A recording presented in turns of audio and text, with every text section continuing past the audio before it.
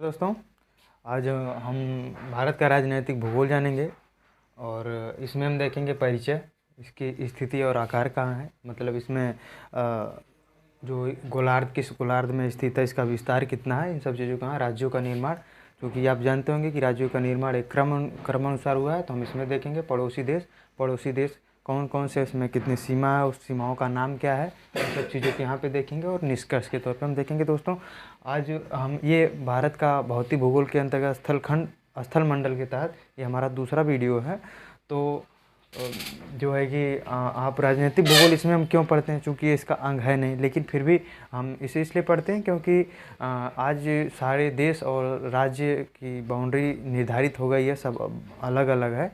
तो हमें एग्जैक्ट स्थिति जानने के लिए हमें इनका जानना ज़रूरी है। आप इसको जानेंगे तभी, ये एक दूसरे के पूरक के काम करते हैं। अगर आपका राजनीतिक भूगोल जितना अच्छा है, आपका फिजिकल भूगोल भी उतना ही अच्छा होगा। ये जैसे जो है कि जूता मोजा होता है, जैसे जो हम जब अलग अलग पहनते हैं तो उसके बाद उसका अलग एंजॉय रहता है। अगर हम दोनों साथ में पढ़ते हैं उसका अलग एंजॉय रहता है। जैसे मोबाइल और सिम की बात कर लें, दोनों एक दूसरे के पूरक हैं, एक दूसरे के बिना नहीं चल सकते हैं। इसी तरह ये भी है।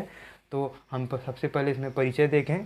तो दोस्तों, ये बहुत ही ज्योग्राफी का सबसे आसान टॉपिक है। यहाँ से बहुत ही ज़्यादा क्वेश्चन आते हैं। तो ये आप मैप से पढ़ें, आप नोट्स साथ में नोट्स बनाते चलें, और जो भी समस्याएं आती हैं वो हमसे पूछें कमेंट में। फिर उसके बाद हम इसके परिचय की बात करें दोस्तों, तो परिचय में आप जानते होंगे कि हमारा भारत जो है उत्तर में बर्फ़ हिमालय की चोटियों से लेकर के, और इधर दक्षिण में प्रायद्वीपीय भारत जो हिंद महासागर तक फैला हुआ है, और इधर पूरब में अरुणाचल प्रदेश से लेके जो ब्रह्मपुत्र के उपजाऊ मैदान से लेकर के राजस्थान के मरुस्थल तक फैला हुआ है। और इधर जो है कि बंगाली खाड़ी में अंडमान निकोबार, और अरब सागर में लक्षद्वीप भी हैं। और इसका पूरा क्षेत्रफल जो है 32 लाख किलोमीटर वर्ग से ज़्यादा है। तो दोस्तों, हम इसकी स्थिति और आकार की बात करें, आप इस तरह से यही मेन है। अगर आप इसको समझ गए तो ये आप कहीं भी स्वयं से पढ़ सकते हैं। इसे जो है कि आप कहीं जैसे घूम रहे हैं या अपने दोस्त से फ्रेंड से बात कर रहे हैं, तो आप इससे पूछ सकते हैं। इसका मतलब इस पूरे वीडियो में हम इसी पे चर्चा करेंगे, मेनली यही चीज़ हम इसी में डिस्कस करेंगे। तो आप इसको साथ में ऐसे बनाते चलें। अब हम बात करें स्थिति और आकार की। स्थिति दोस्तों, जो है कि हमारे भारत की स्थिति जो है कि उत्तर पूर्वी गोलार्ध में है। उत्तर पूर्वी गोलार्ध का मतलब क्या है दोस्तों, आप जानते होंगे कि ये भूमध्य रेखा है 0 डिग्री। इसे हम विश्व के भूगोल में और अच्छे विस्तार से पढ़ेंगे। तो ये 0 डिग्री है, ये भूमध्य रेखा है। मतलब ये इसके ऊपर जो रेखाएं होंगी वो उत्तरी गोलार्ध, दक्षिणी गोलार्ध, ये अक्षांश से कहते हैं।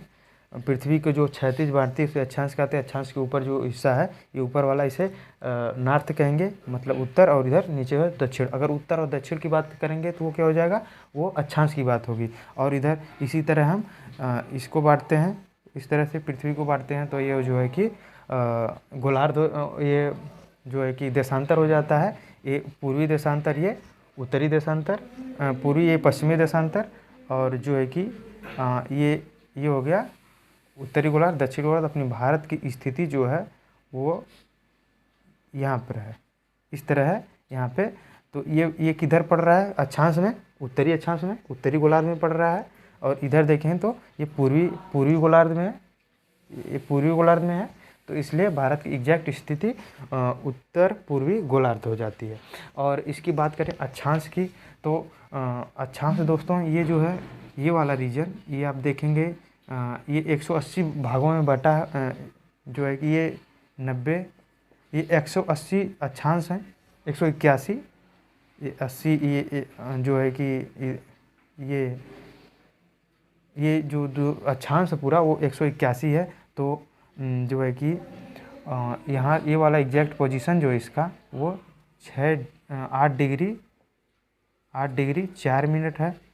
तो इसका जो है कि और ये वाला रीजन है जो है ये 37 डिग्री 6 मिनट है। और भारत की वास्तविक स्थिति जो इस समय वर्तमान में है दोस्तों, वो इस तरह ना हो करके ये कुछ इस तरह की है।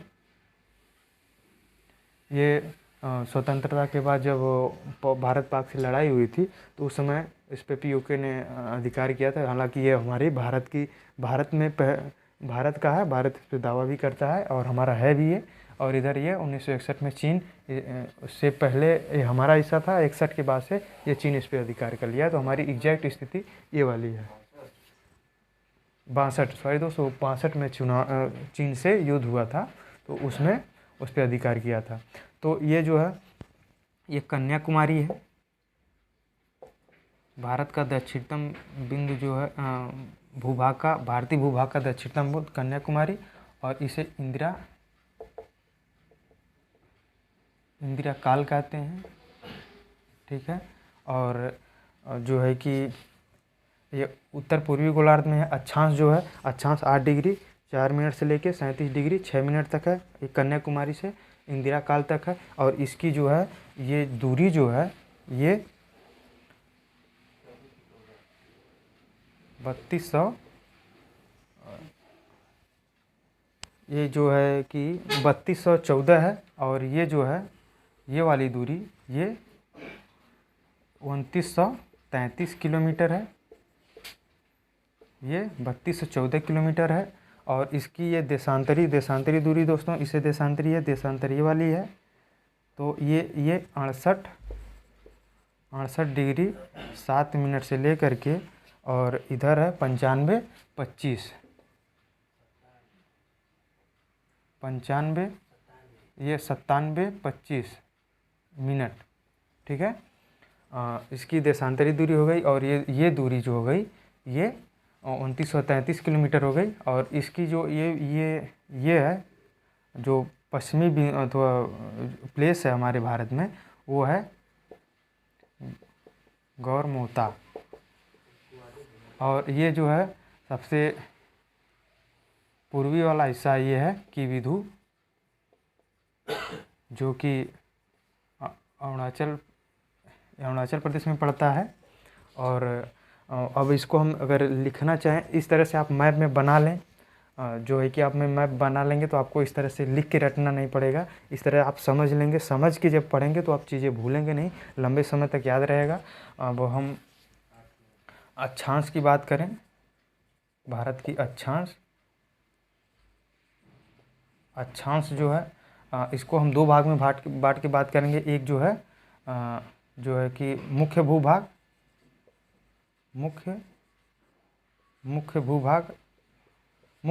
दोस्त क्या है? ये जो भारत की जो इसमें द्वीप नहीं आते हैं, ये वाला रीजन यहाँ पे है, इसमें द्वीप नहीं आते हैं।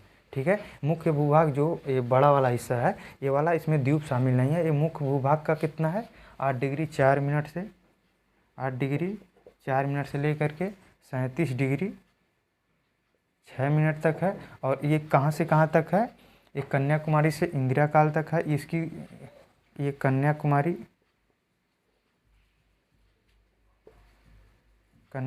से लेकर के इंदिरा काल तक है। ये इंदिरा काल तक है। और ये जो है कितनी दूरी है? 3214 किलोमीटर है। ठीक है। ये 3214 किलोमीटर है। और यहीं पे एक अक्षांश अगर पूछ दे, भारत का दक्षिणतम बिंदु या अक्षांश, भारत का दक्षिणतम अक्षांश। ठीक है।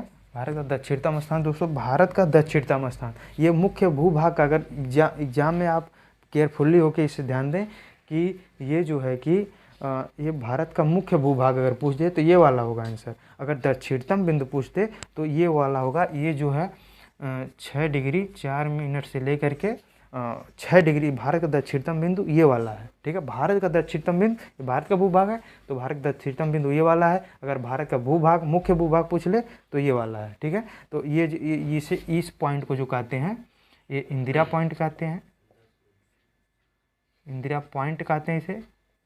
और इसे पैगमिलियन पैगमिलियन पॉइंट भी कहते हैं, पैगमिलियन पॉइंट भी कहते हैं इसे। लेकिन इसका जो ये बहुत पुराना नाम है, ये इंदिरा पॉइंट कई बार परीक्षाओं में पूछा गया है। भारत का सबसे दक्षिणतम बिंदु, भारत का सबसे दक्षिणतम बिंदु ये वाला है। अगर भारत का मुख्य भाग का दक्षिणतम बिंदु पूछ ले तो कन्याकुमारी हो जाएगा। और ये 8 डिग्री 4 मिनट, और ये जो है 6 डिग्री 4 मिनट भारत का दक्षिणतम बिंदु। ठीक है, भारत का दक्षिणतम बिंदु कहाँ पर है? ये 6 डिग्री 4 मिनट, और ये इसे इंदिरा पॉइंट भी कहते हैं। ये अंडमान निकोबार में देख रहे हैं, अंडमान निकोबार में इंदिरा पॉइंट कई बार पूछा गया है, तो आप ये चीज़ जान लें। अब देशांतर की बात कर लें। देशांतर मतलब ऊर्ध्वाधर काटने वाली रेखाएं, पृथ्वी को जो ऊर्ध्वाधर काटती हैं, तो ऊर्ध्वाधर में इसका विस्तार है, देख सकते हैं आप 68.7 से लेके 95.25, 68 डिग्री 7 मिनट से लेकर के 95 डिग्री 97 डिग्री 25 मिनट। और इसके जो प्लेस है इसका, ये दूरी जो है आप देख सकते हैं, गौरमोता से लेकर कीविधु, ये जो है 2933 किलोमीटर है, 2933 किलोमीटर। इस तरह से आप नोट करते चलें, इस तरह नोट करेंगे तो आपको पढ़ने में भी आनंद मिलेगा। और आप इसे नोट करें नोट्स बनाने के लिए नहीं, आप मैप से ये सब पढ़ें, अपने से कुछ नहीं पढ़ना है। ये सब देखिए मैप में दिख रहा है, मैप से पढ़ेंगे तो नहीं भूलेगा, इस तरह पढ़ेंगे तो भूल जाएगा। ठीक है, और बात करें आगे अपने आकार की।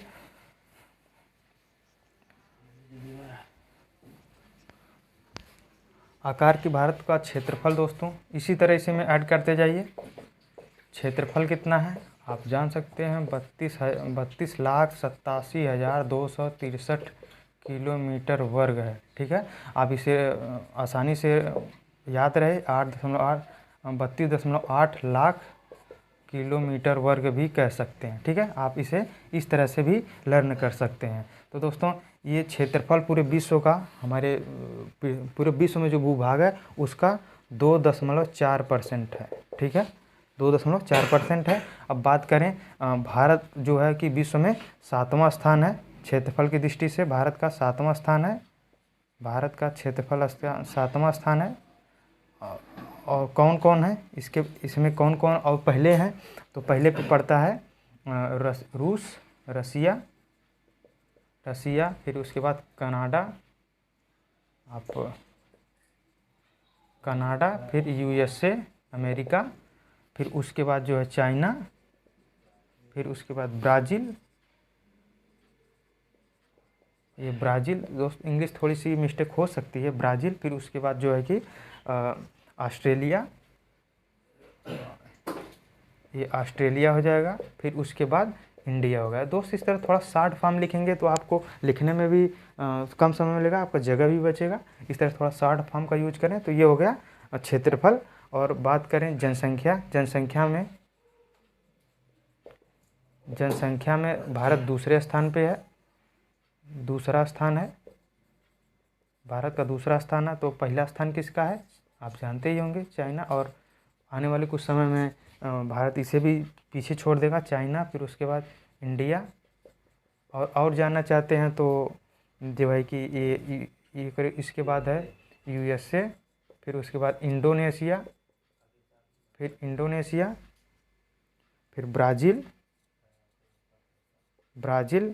फिर उसके बाद जो है कि पाकिस्तान, फिर उसके बाद बांग्लादेश। फिर इस तरह ज़्यादा जानने की आवश्यकता नहीं है, इतना बहुत है।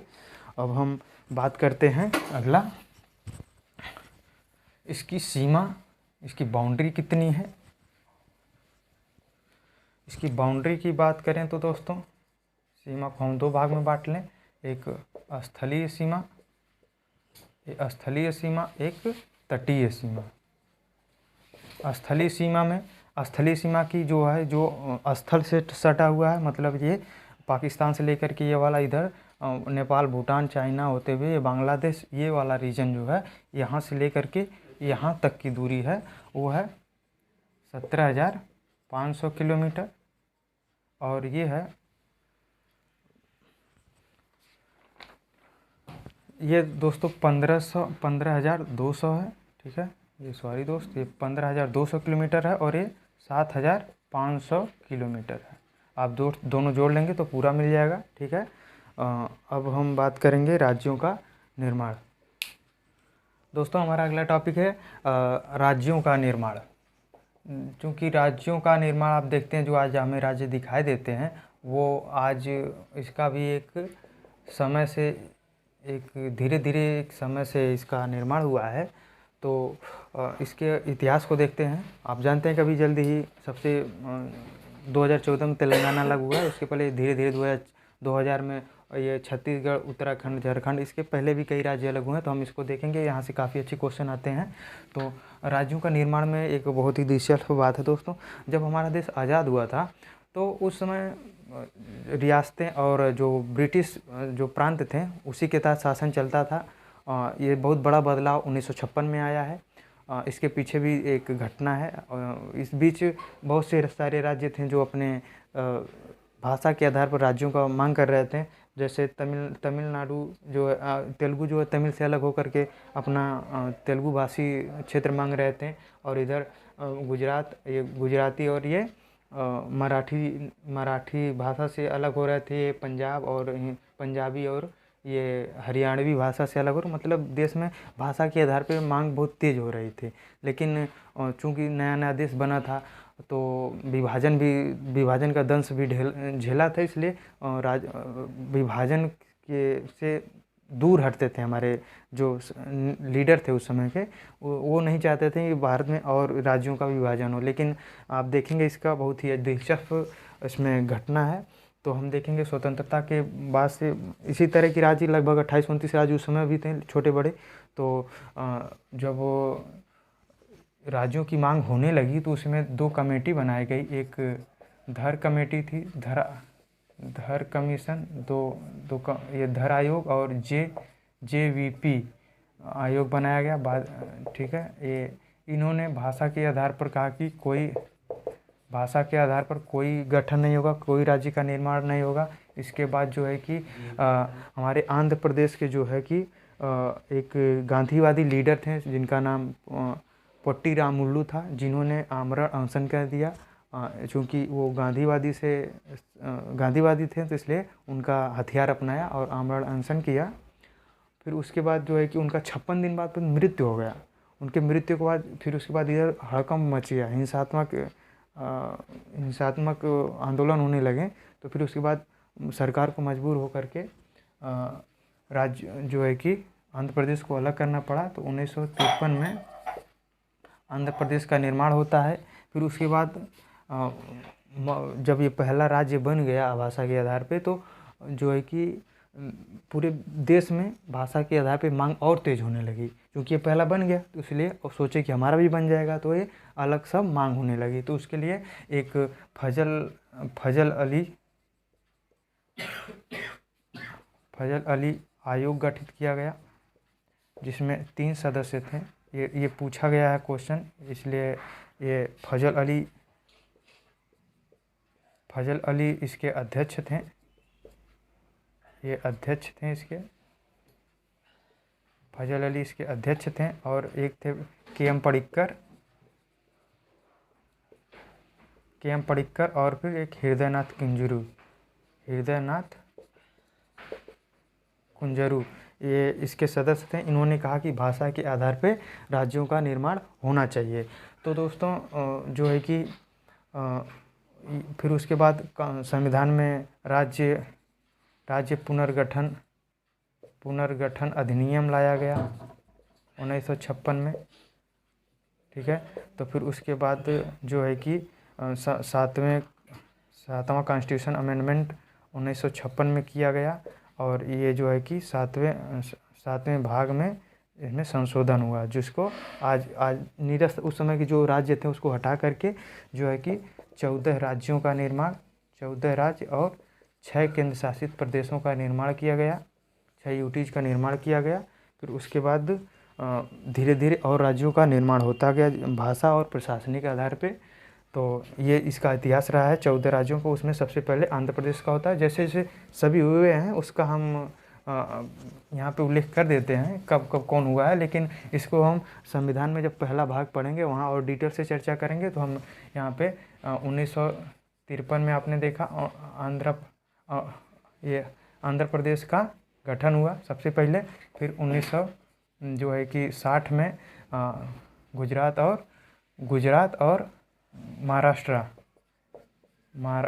और महाराष्ट्र को अलग कर दिया। ये पहले बम्बई राज्य थे, आज भी बम्बई कहते हैं, लेकिन बम्बई अब नहीं रहा। बम्बई जो है कि वो हटा करके उसे महाराष्ट्र और गुजरात में कन्वर्ट कर दिया गया। और जो है कि 1961 में नागालैंड बना। और फिर 1963 में जो है कि पंजाब और हरियाणा बने। और फिर 1971 में हिमाचल प्रदेश बना। हिमाचल प्रदेश और ये मणिपुर, ये सब पहले जो थे ये यूटीज में आते थे, 6 यूटीज में आते थे। 71 में ये बना। फिर 1972 में दोस्तों, ये 72 है, 1972 में जो है कि ये मेघालय, ये जो है मेघालय त्रिपुरा, ये मेघालय और त्रिपुरा। फिर उसके बाद ये मणिपुर, ठीक है, ये मणिपुर बना। ये पहले केंद्र शासित प्रदेश थे जो असम से कट करके अलग हुए, उससे बनाया गया। और फिर 1975 में सिक्किम बना। फिर उसके बाद जो है कि 1987 में देखेंगे तो जो है कि ये मिजोरम बना, फिर उसके बाद अरुणाचल प्रदेश, ये आंध्र प्रदेश है, ये अरुणाचल प्रदेश। और फिर उसके बाद गोवा 1987 में,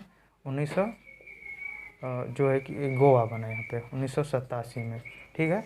तो और फिर उसके बाद देखेंगे कि 2000 में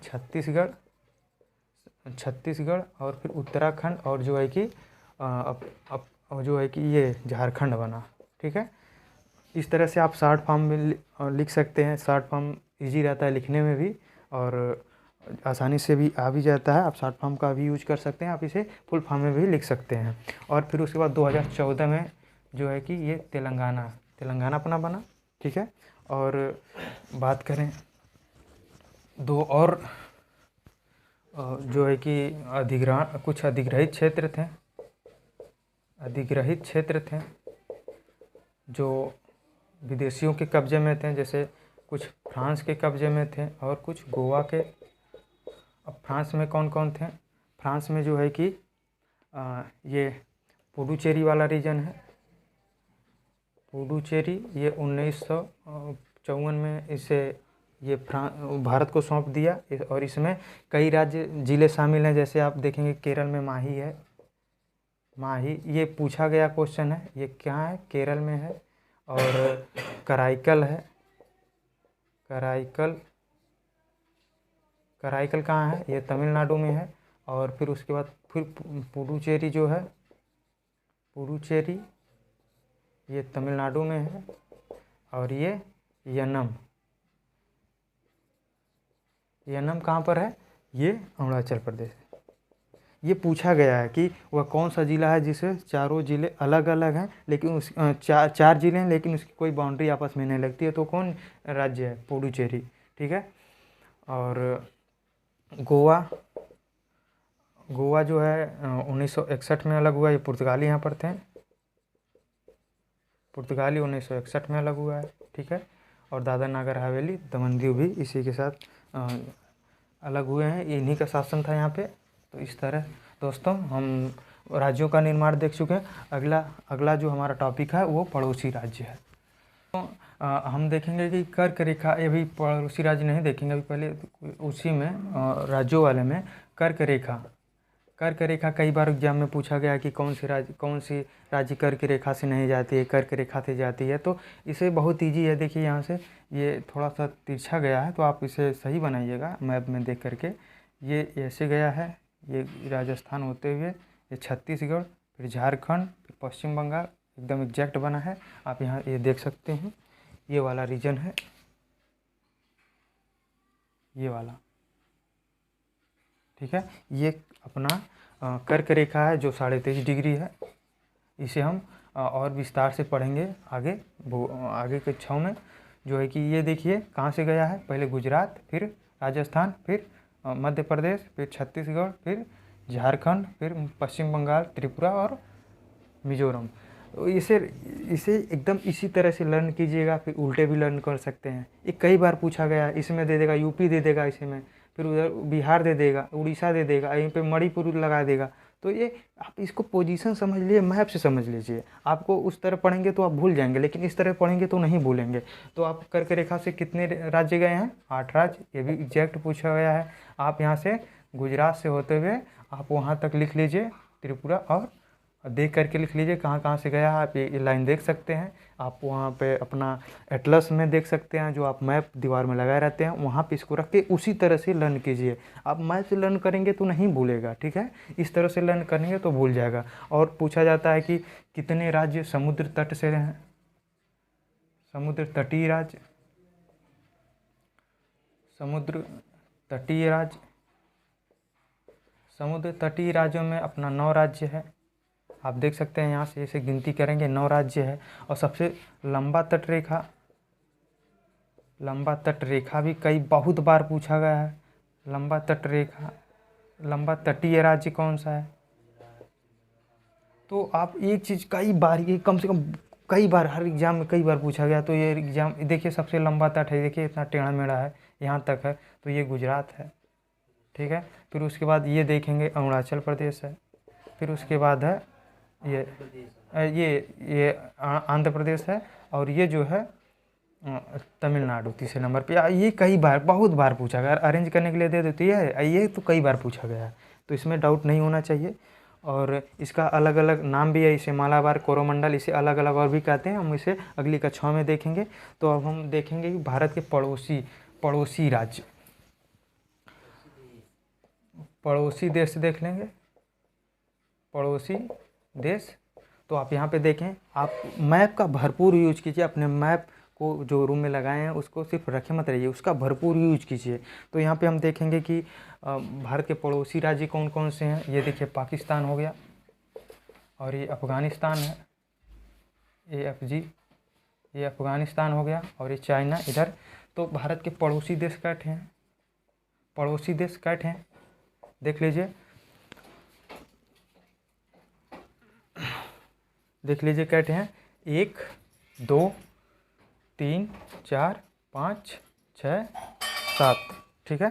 8 9 ठे हैं, लेकिन ये आप ऐसे लिखेंगे पड़ोसी देश में 7 + 2, ये 7 क्या है, पड़ोसी देश लिख लेंगे। तो इधर ऐसे लिखेंगे 7 + 2, ये क्या है, सीमावर्ती देश हैं, जिसे हमारी सीमा लगती है, सीमावर्ती है। और ये जलीय भाग से अलग हुए हैं, ठीक है। जलीय भाग से हमारे अलग हैं जो पड़ोसी देश हैं। और देख सकते हैं कौन कौन से हैं, आप 7 यहाँ लिख सकते हैं, 2 ये लिख सकते हैं, श्रीलंका और मालदीव यहाँ लिख सकते हैं, और साथ में ये यहाँ पे देख करके यहाँ से लिख सकते हैं, ठीक है। और इसकी अलग अलग नाम है अपने इसका। तो हम देखेंगे कि क्या क्या नाम है। जो है कि इसका नाम देखिए, जब पाकिस्तान नहीं बना था, जब पाकिस्तान नहीं बना था उस समय हमारे भारत का जो ये इसका नाम था, कहाँ गया जी रेड वाला, रुको, इसका देखिए, ये जब पाकिस्तान नहीं बना था तो हमारे भारत की सीमा यहाँ तक थी। इसका नाम था डूरंड रेखा, और इसका नाम है रेड क्लिफ, और ये इसे LAC कहते हैं, लाइन ऑफ एक्चुअल कंट्रोल। अभी लड़ाई भी यहाँ हो रही है, वो ये बहुत तनावपूर्ण वाला क्षेत्र है। और इधर जो है ये मैकमोहन हो गया, कई बार ये मैकमोहन वाला, ये इसे LAC कहते हैं। इधर वाला जो रीजन है अरुणाचल प्रदेश से लगा हुआ, इसे मैकमोहन कहते हैं। और इधर शून्य लाइन भी कहते हैं, इसे शून्य लाइन कहते हैं, ठीक है। ये मैकमोहन शून्य लाइन, और इधर आप देख सकते हैं ऐसे ऐसे है, ठीक है। ये रीजन कई बार पूछा गया है कि भारत और पाकिस्तान के बीच की रेखा को क्या कहते हैं। और ये भारत पाकिस्तान और अफ़गानिस्तान के बीच की रेखाओं को क्या कहते हैं? भारत और चाइना को बीच में, ये कई बार पूछा गया है। तो अब हम देखेंगे भारत के जो पड़ोसी देश हैं कौन कौन सीमा लगाते हैं। जो है कि ये बात करें बांग्लादेश, ये देखिए ये बॉर्डर जो लगा रहा है इसका भी हम यहीं पे आप मैप में ही इसका डिस्टेंस लिखिएगा। ये है 4096 किलोमीटर, ठीक है। और ये दूसरे नंबर पे आता है, ये 3488 किलोमीटर है, ठीक है। और तीसरे नंबर पे आता है 3233 किलोमीटर है। ये 3233 किलोमीटर पाकिस्तान से लगाता है। और फिर उसके बाद आता है ये 1751 किलोमीटर है। और ये 1643 किलोमीटर है। और भूटान से 699 किलोमीटर है। और ये पाकिस्तान अफ़गानिस्तान से 106 किलोमीटर बाउंड्री भारत शेयर करता है। चूँकि अभी भी हमारे ये क्षेत्र में, हमारे क्षेत्र में ही आता है, लेकिन ये पीओके में है, फिर भी हमारा ये अपना रीजन है, इसीलिए जो है कि इसे हम अपना मानते हैं, इसलिए ये 106 किलोमीटर अफ़गानिस्तान से भी हमारा बाउंड्री शेयर करता है। कई बार ये परीक्षाओं में पूछा जा चुका है। तो हम एक ऑर्डर से बढ़ते हुए क्रम में पहले बड़े से छोटे की तरफ जाएँ। बांग्लादेश से इसका शॉर्टकट में हम लिखेंगे इसका नाम बांग्लादेश। और फिर उसके बाद चाइना आएगा। फिर उसके बाद कौन है? पाकिस्तान आएगा, पाक। फिर उसके बाद नेपाल, NPL। फिर उसके बाद म्यांमार। फिर उसके बाद भूटान है। फिर उसके बाद अफ़गानिस्तान, AFG। इससे कितना है? 4096। और ये चाइना से 3488 और पाकिस्तान से 3233 और नेपाल से 1751 और ये 1643 और ये है 699 और यह 106। तो आप इसे ये ऑर्डर फॉलो करें। आप लर्न करने की कोई ज़्यादा ज़रूरत नहीं है। कई बार पूछा सबसे ज़्यादा कौन सी बॉर्डर शेयर करती है, तो बांग्लादेश है। अगर आप कर सकते हैं तो कर लीजिए, बहुत अच्छी बात है। भारत को जानेंगे कितना कौन सा देश हमारे पड़ोसी राज्य से सटा हुआ है कौन। अब देखेंगे कि हम बांग्लादेश से कौन कौन से राज्य सटे हुए हैं। कितने राज्य सटे हुए हैं? 5 राज्य। कौन कौन है? ये देखिए पश्चिम बंगाल है, ठीक है। और असम हो गया। और ये मेघालय। और इधर त्रिपुरा और मिजोरम। 1 2 3 4 1 5 राज्य हो गए। चाइना से कितने राज्य हैं? तो 1 राज्य, 2 3 1 4 1 5 राज्य। आप यहाँ 5 राज्य का नाम जो अपने से लिखेंगे, ठीक है। नोट्स बनाते वक्त यहाँ पे अपना 5 राज्य का नाम लिखेंगे। और फिर पाकिस्तान से कैसे है? 1 2 3 4 1 5। इसे 3 + 2 लिखेंगे। 3 + 2, क्योंकि 3 जो है ये 3 जो है राज्य हैं और 2 केंद्र शासित प्रदेश हैं, ध्यान रहेंगे इसका। नेपाल से 1 2 3 1 4। तो इधर 4 राज्य हैं। आप इसका चारों राज्य का नाम जरूर लिखेंगे अपने से यहाँ पे, ठीक है। ये 1 2 3 4 1 5। सॉरी दोस्त, ये 5 है, ठीक है। इसे आप भूलें नहीं। ये पश्चिम बंगाल भी इसे बॉर्डर शेयर करता है। बहुत ही कई बार ये पूछा जा चुका है कि भारत पाकिस्तान से नेपाल से कितने बॉर्डर राज्य लगे हुए हैं। तो ये 5 राज्य देख लीजिए, 1 2 3 4 1 5, ठीक है। और म्यांमार से ये देखिए अरुणाचल प्रदेश, ये नागालैंड, ये जो है कि मणिपुर और ये मिजोरम। 1 2 3 4, इधर 4 राज्य हो गए।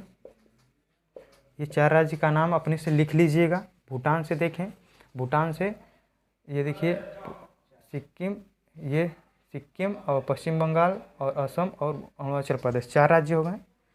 सिक्किम से, भूटान से 4 राज्य हैं। देख लीजिए उतना छोटा राज्य है, लेकिन अब बहुत बार गलती हो जाती है। आप देखेंगे 4 राज्य है। अफ़गानिस्तान से केवल 1 है, ठीक है। 1 राज्य है, उसका नाम आप लिख लेंगे, ठीक है। और दोस्तों एक चीज़ और हम ऐड कर दें जो बहुत ही करंट अफेयर है, करंट अफेयर का है, जो है कि